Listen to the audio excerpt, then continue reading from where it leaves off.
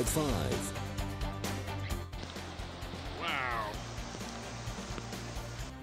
It flooded out in Dayton and brought an incredible lightning show to much of northern Nevada, and it isn't over yet. Tonight on KOLO 8 News Now, from pinpointing the areas most prone to flooding to the best way to drive if you find water on the road, we're bringing you complete coverage of this severe weather. Thank you for joining us. I'm Sarah Johns. And I'm Noah Bond. Our crews are across northern Nevada to let you know what's happening right now and what you should know to prepare for more possible flooding. We've got Colin Ligren in Dayton, where cleaning up from last night's heavy downpour, that's what they're doing there and bracing for more. We begin, though, with KOLO 8 News Now's Ed Pierce to see what can happen at the Rock Boulevard underpass.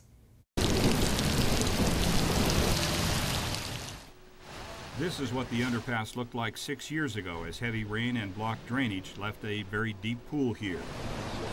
It was a dramatic illustration of just how intense these microburst storms can be. Now they can overwhelm what we built to handle them. But there are many more vulnerable locations which have had in the past and could again see problems.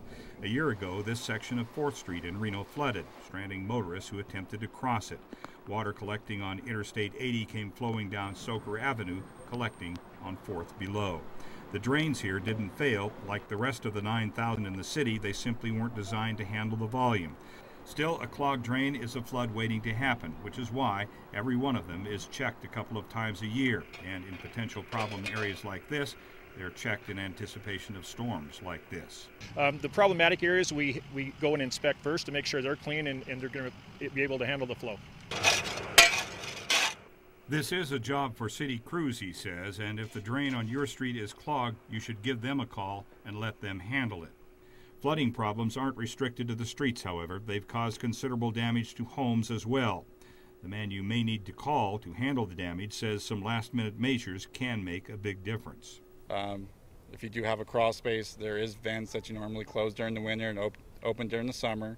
I'd go around, close those vents, so if you do have a wall of water that's coming down, it'll at least slow it down from going into crawl space. Now, if your crawl space does get wet, that could only be the beginning of your problems, as that could lead later on to mold. One other thing he suggests is getting your car off the street before it becomes a stream, and also securing anything around that might, large objects like garbage cans that might float and damage your car or your home. Now, if you do need sandbags, the city does have them available at the East Commercial Row Corporation Yard. They are free, and by the way, they are biodegradable, so you can just hang on to them. They'll eventually become part of your yard. Reporting live from Rock Boulevard, Ed Pierce, KOLO 8 News Now. Good advice. Thank you, Ed. People in Dayton could have used sandbags last night. The flash floods hit the community hard. Just look at this video sent to us by KOLO 8 viewer Scott Bomeyer. That's his driveway. Ooh, I got that. And this lightning strike was shot by Lily Johnson from Carson City. The thunderstorms rolled across northern Nevada last night, and they aren't done with us yet.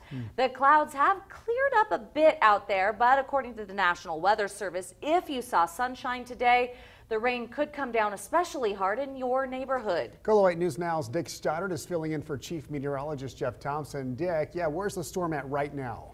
Well, it's primarily far away from us. It's to the east and to the south, but I'm watching something coming down from the north. I'll show you that in a minute on high-def Doppler. Currently in downtown Reno, we have sunshine and blue skies. We're not out of the woods yet, though. The pavement is dry in the biggest little city, and that could change. We're at our current high for the day of 77. Winds have gusted at 21 at the airport. Well, you asked about that shower activity. It is really something else between Winnemucca and Elko, just east of I-80 east, up in that vicinity, coming down through Lander and Eureka County. Also, Hawthorne and Yerington are seeing thunderstorm activity. A lot of lightning strikes associated with this activity, but fortunately, so far, there's enough precipitation. We don't have to worry about that. You can see on this high-def Doppler how clear it is across, say, the Reno area and also going into, say, the Fernley and Fallon area. All of this is subject to change over the next couple of hours. We're just going to have to wait and see what happens. Moving our radar here up towards north of Pyramid Lake, you can see what's developing right there in extreme northern Washoe County. That could be affecting our north valleys and even Reno and Sparks over the next couple of hours, so we'll keep an eye on that. Other than that, temperature-wise, boy, we're going to make a big rebound by Friday, if not tomorrow, by at least 10 degrees warmer than what we're seeing for temperatures right now.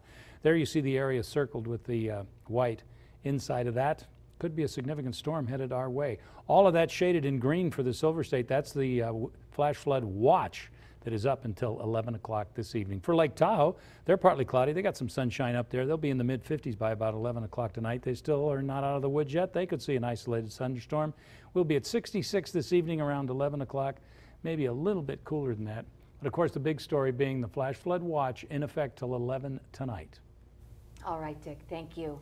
As we told you last night, Dayton took the brunt of yesterday's storm. Some areas saw a constant downpour for hours. KOLO 8 News Now's Colin Ligren's live in Dayton, where work crews and homeowners spent the day cleaning up the mess and preparing for tonight's round of storms. Colin?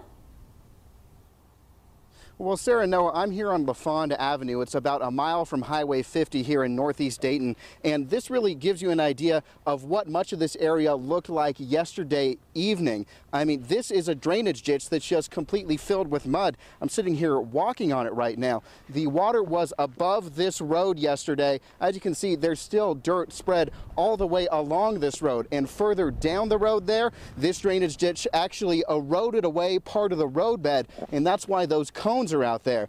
Now, many people here in Dayton are concerned that this could happen again tonight.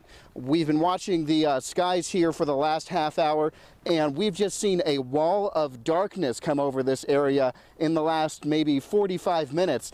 And it definitely looks like the far side of the valley here is getting hit with a lot of rain right now. Still, where we are here in Northeast Dayton, the area that got hit yesterday, not a lot of rain here yet. We're only feeling small sprinkles, so nothing to any effect in this area right now, but I don't think that's putting to rest any of the concerns of people that live out here in this area that saw what happened here last night. We've got much more on what happened here last night coming up in the 5:30 portion of this newscast. Until then, Sarah, Noah, back to you. Colin, thank you. There are several locations where you can pick up sandbags tonight. The Carson City Public Works Corporate Yard on Booty Way, and in Dayton, they are available in the 400 block of Keystone. You do need to bring your own shovels.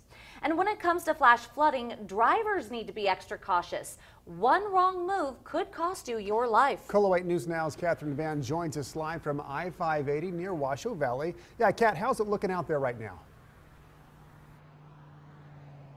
Noah and Sarah, and we're here in the Washoe Valley, but you can see it's relatively dry out here. Clouds are still looming over us, but that's a completely different story just south of us. As Dick said, it can get pretty wet there tonight. Now, as you can see behind me, drivers are going about 70 miles per hour. They're just zooming by, and in the rain, that can be deadly. A definite way you'd get into a car accident during a rainstorm is speeding. You have to treat it like snow or ice on the streets. Slow down. Nevada State Troopers say one of the biggest mistakes people make is staying too close. A safe distance is a car length for every 10 miles. No matter your car size, a small puddle could throw it off. Tires, hydroplane, doesn't matter how big they are, and it's a lot harder to control the vehicle that is a higher profile than that in standing water. Visibility is also an issue during strong rainstorms, so make sure you have good windshield wipers, turn on your headlights, and use your turn signals. And it takes a car about 50 miles, going 55 miles per hour, about 80 feet before it makes a complete stop. So another way to test out your distance is if you're getting splashed by the car in front of you, you're still going way too fast. Reporting live in Washoe Valley, Catherine Van, KOLO 8 News Now. Good advice there. Okay, Kat, thank you. Okay. Last night, 6 Mile Canyon was shut down because of a mudslide. This video right here was shot last night by Samantha K. Bader. The road has since reopened, but with the pockets of severe weather popping up, we're urging you to use extra caution wherever you travel. All this rain has firefighters worried. It may be keeping our landscape from drying out, but it's also causing cheatgrass to grow. The Truckee Meadows Fire Protection District says this spring rain has brought in extra generations of the invasive plant. The fire agency says typically there's only one crop of grass that grows, but this year there are several. And once those new crops dry out, our fire danger increases significantly. And Sarah, I want to take a moment to say you, our viewers at home, have been amazing. Absolutely. You send in several pictures and videos of the flash flooding in Dayton, as well as lightning, hail, and rain. We are going to share your work throughout our newscast. Plus, Nick Stoddard is in for Chief Meteorologist Jeff Thompson. He has your forecast, but first, as promised, here's some viewer photos of the severe weather.